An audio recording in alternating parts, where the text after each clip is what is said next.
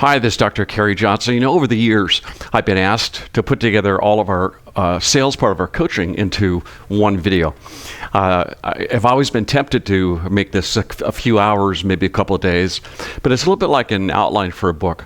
You want to have a table of contents, you want to have the outline, you want to let people know what's going to come, and also do a summary of what they've learned. So to that extent, there are 4 stages of a sales process. And number 1 is approach. Number 2 is probe. Number 3 is present. And number 4 is close. So here's the stuff that we talk about in our coaching program relevant to how people approach. Number 1, the approach really means lead generation, getting people to come to you, you go after them, client relationships, making contact with clients, keeping in contact with clients. Therefore, the first thing we always do with every client is a business plan. There are 4 things we measure. Number 1 is a sale. Number 2 is the number of presentations you make that week. On a sale, what we're looking for is the average amount of the sale. How many sales do we have to do on a weekly basis to be able to hit the goals for the month, be able to hit the goals for the year? So number 1 is we work back to front, and number 1 is the sale. So we look at how much we have to make per sale, how many sales per week. Then we look at the next metric, which is closing presentations. Now, closing presentations, when you sit down and present to somebody in the intent to get them to say yes or no. The one before that is the probe. The probing appointments, listening, fact-finding, needs analysis. So the probe is really important too, because how many probing appointments do we have to do to be able to get a closing appointment? Do we have to do to get a sale? And the last thing we always measure are called RPCs, revenue producing contact. RPCs, revenue producing contact. That's any contact you make face-to-face or in the telephone, not email, not social media, not a birthday card. Personal contact, telephone, cell, Zoom, face-to-face, for the intent, the purpose of generating new business. So we look at that, we measure that stuff, and keep you on focused on that on a weekly basis. After the business plan, we really work on this concept called the 3-month call script. The 3-month call script is really predicated on this notion that people really want to be contacted. In fact, if you looked at the people who did business with you, they did it because of relationship. And if the relationship is not there, they would not have done business with you in the first place. And if you doubt that, if you think relationships not as important, why don't you just try to sell things over from your webpage on the internet and see how well you do? People want the relationship, but they also want to maintain that relationship. So we did a study many years ago and discovered that the notion that people want the relationship first, product, service, the second is really important. In fact, this is really critical. Our research at UC San Diego, more than 40 years ago, when I was a graduate student there, showed that trust is worth 17% of a gross product of service price of a product or service. What that means is you can raise your prices by up to and including 17%, and they'll stay with you. That also means without trust, they'll leave you for a 1% discount. So that 3-month phone call is critical. And during that 3-month phone call, we call people and we have a script that's basically catch up, update, listen to try to get 3 needs, and then try to book an appointment. So the next thing we do on lead generation, we have a lot of people that we've contacted in the past. Maybe they've ghosted us. Maybe they said no, something like that. It doesn't mean they went to somebody else. All that means is they decided to stall you or to say no at that moment. My personal opinion is we need to keep in contact with those people. So unless they say, don't ever call me again, which is unlikely, we have a technique called the Deadwood approach. They're able to go back and get 3 needs, ask what they've done to find solutions to those needs, and when they say no, they haven't done anything, how to rebook that appointment. Relevant to the 3 needs is something called a focal screen. Do you know that people can attenuate focus on 3 plus and minus 2 things? During my seminars, I usually read off 10 2-digit numbers, 33, 46, random, 57, 10 of them. And I go back and I have one person stand up in the group and I said, how many of those can you remember? Most people get 1. Once in a while, people would get 2, but almost never 3. Isn't that amazing? And there's a thing called a primacy recency effect, which basically means that people will get the first one and the last one and kind of nothing in the middle. So what does it say to you? The first thing you say and the last thing you say, usually summary, are always the thing that's best remembered. You know, part of that approach sequence is also called an elevator speech. Can you talk about what you do so succinctly, so focused, that after you do this 60 to 90 second speech, they'll say to you, wow, I'd love to hear more about that. So the elevator speech really has a label yourself, give me 3 things you do better than anybody on earth, tell me a story, and then do a takeaway. Not sure it's going to help you at all, but I'd love to find out more about you. We all, frequently have people that ghost us. When people ghost you, it really doesn't mean they can't say no to you. What it really means is we have to be able to contact them. The problem is when we try to reach out to somebody when they've stalled us or something. Typically what happens is we say, hey, this is Kerry Johnson. I just want to see if you made a decision. Give me a call back at. Well, we forget 70% of what we see, hear, and feel within one day. We forget 90% within 3 days. They probably forgot almost everything you talked about. So when we do a 3-call script, that means let's leave a voicemail. Hey, John, this is Kerry Johnson. I wanted to talk to you about need 1, need 2, need 3. Please give me a call back at. We do that 3 times with the last one saying, if these are no longer important to you, please let me know, followed by an email. I like to use the term, just tell me to take a hike and I'll know that you don't want to pursue this anymore. 65% of the time, they will make contact with you. You know, referrals are it. Referrals are 35% more likely to do business with you, 25% more money. They're a lot of fun. There's never any rejection. There's almost always compliance. But do you really know how to get referrals? Well, we have 5 steps to getting referrals. I'll give you a couple of them right now. Number 1, let people know why you want the referral. You know, the biggest thing with referrals is we just don't ask. In fact, if I talk to my clients, before they become my clients, I'll typically say, how many referrals do you get in a week? You know, maybe 1 or 2 every month.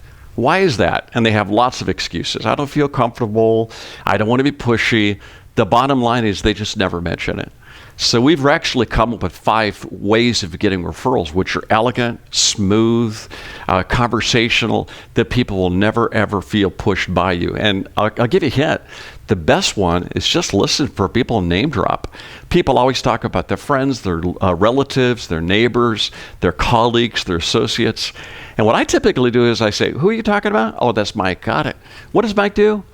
And at the end of the conversation, I'd love to reach out to Mike. Would you mind make contact with him? Most of the time, they'll say, yeah, let me call him first for you. But once you get a referral, we have to have a way of contact of her lead.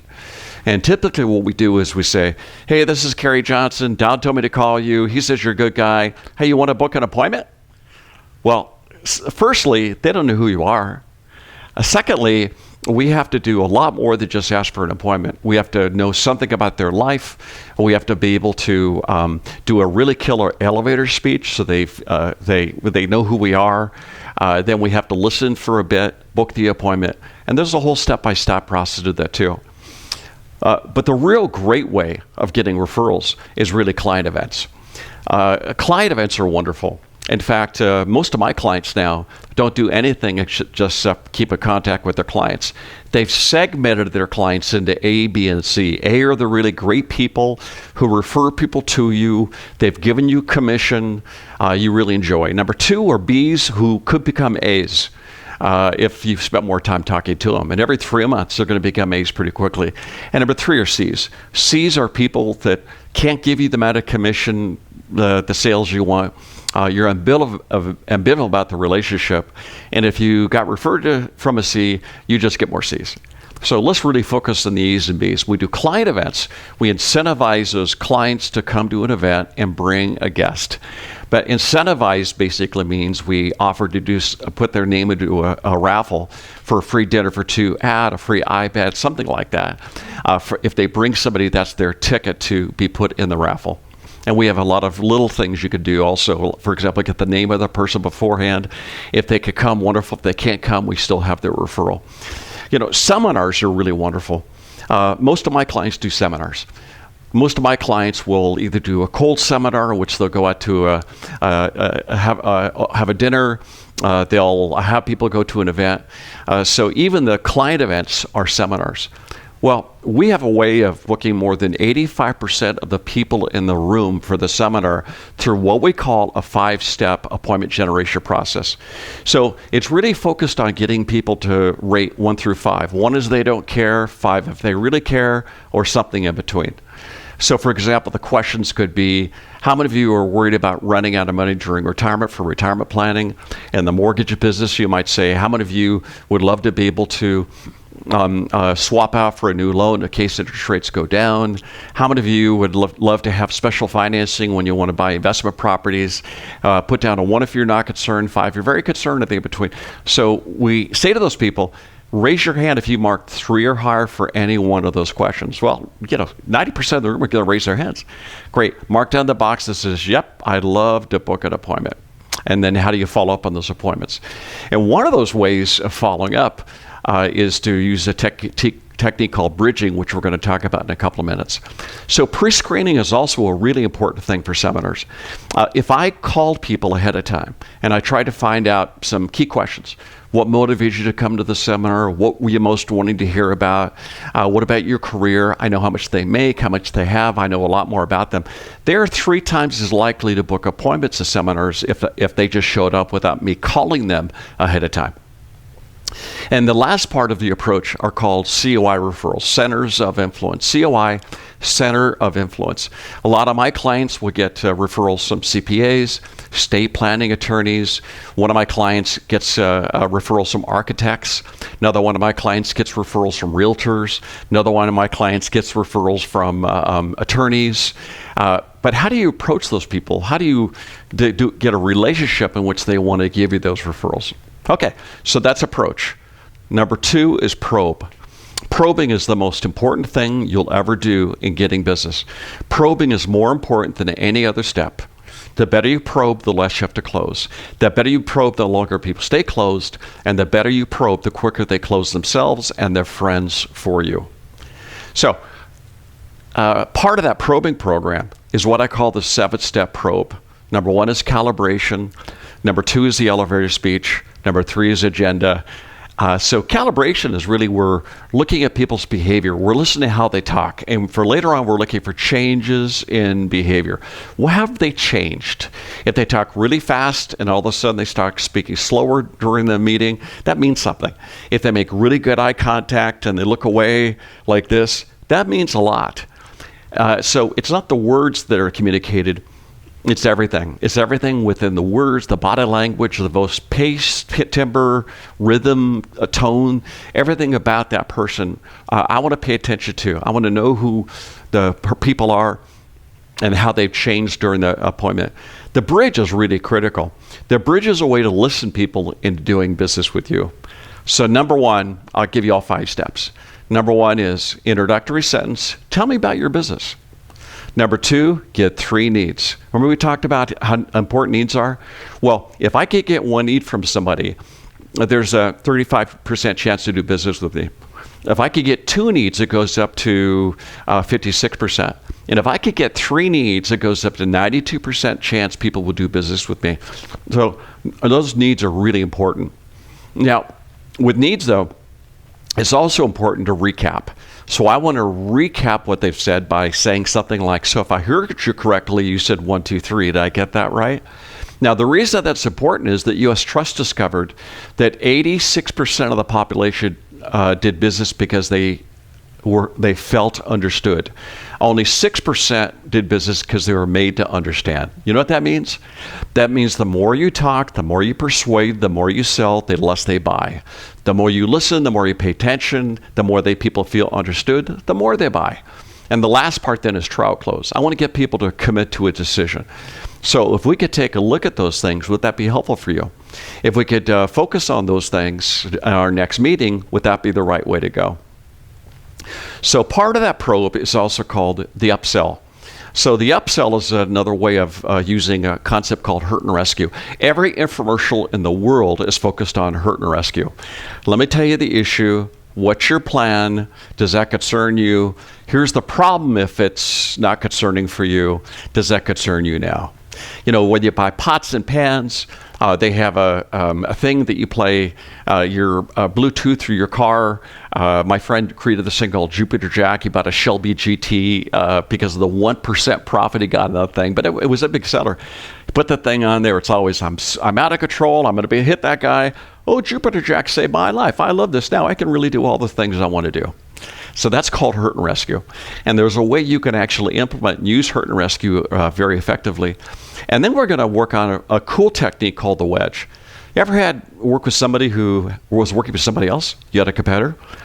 You were talking to somebody who, maybe a financial planning prospect. They already had a financial planner. You're working with a realtor who was already working with a mortgage broker. You were working with a client who already had a CPA. You're working with somebody who already had a competitor.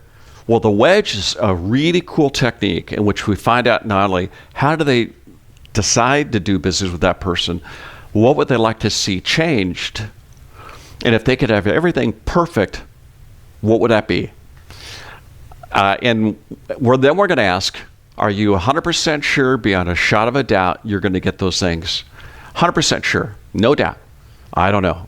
What are you unsure about? Then we start bridging. Then we use the 3 needs, recap, a trial close. So it's a really cool way of listening to people into doing business with us. The next part is a very deep dive into listening, which I call System 2 thinking. System 2 thinking is, System 1 thinking is totally different than System 2. System 2 is going deeper and deeper and deeper. System 1 is what we always do every day. Hi, how are you? I'm fine. How are you? It means absolutely nothing. It's a way of saying hello. Do I really care that you're well? Yeah. Do you care that I'm well? Yeah, a little bit. I'm not really going to listen to you, though. But when I could say something like, how's your day going? Well, it's been a rough day. Oh, why was it rough? That's a System 2 comment. I'm a little bit worried about my business right now. What part are you worried about? I don't know. I'm kind of worried about hitting my goals for sales this week and also this month. Oh, well, specifically, what is it? What are you most concerned about? That's a System 2 way of communicating. For anything relevant, we've always need to be able to go down to a System 2. The problem is that we're more focused on what we're trying to communicate than what we're hearing from people. And when you can listen and pay attention and attenuate to people, you're going to make a lot more sales. So we're going to do a lot more System 2, which kind of dovetails into emotional intelligence. Emotional intelligence is something that we have to have in a people business. I was working with this big group, with this big team, about maybe 10 people. And I had one guy named Peter that was doing a trial close with a guy named Jeff. And Peter said, so, do you like this approach so far? And Jeff said, I guess. Peter just kind of went on System 1, System 1, System 1. And I said, wait a second. Peter, he just said, I guess. What did you think he meant by that? Well, he liked it. Jeff, what did you think when you said, I guess? I didn't really like that much, but I didn't want to stop him. So did you hear him say, I didn't like it, but since you were talking over him, he didn't want to stop? You hear that? No, I didn't. So that's emotional intelligence, knowing enough about the person and paying enough attention to them that we really know what they're thinking while we're communicating with them. So that's how we probe. Number 3 is present. Present solutions according to how they want to buy it. Present solutions according to how they want to be communicated with. So part and parcel of the present, I call it the closing presentation. The present stage is what I call the 333. What we typically when we present is we give this long presentation, could be 20 minutes, could be half an hour, could be an hour, and we really hope we did well enough that they're going to say yes. I think that's too much of a risk. I want to present and get them to say yes or no or what they don't like within a couple minutes. And I want to work that out. So the process is, number 1, recap, trial close, and then do something called upfront close. The upfront close is a really cool way of saying, in a very elegant way, hey, say yes, say no, but don't say maybe. The stall is the killer. Very few people are going to say to you, I don't like it because it's expensive. Most people are going to say, I'll go think about it. And they never will. And by the time you contact them after 5 phone calls, I meant to call you. We decide not to do it. In the meantime, you've taken $500 out of your pocket, because that's what your time is worth, chasing, throw in the trash. All that money is a total waste. Isn't bad breath better than no breath at all? Isn't them saying no to you better than saying maybe and making you chase, and then saying no later on? So a recap, trial close, up front close. But the 3-3-3 part is very cool. We have need number 1. We only sell 3 things. Need number 1. By the way, during the probing stage, we also go through something called the less assumed technique to try to get those 3 needs. So the less assumed technique is trying to get these people to place themselves out 1 year, 3 years, 10 years in the future, working backwards and let you know what they got that they valued the most. I'm doing a speech in a couple of weeks on how to recruit, hire, retain great people.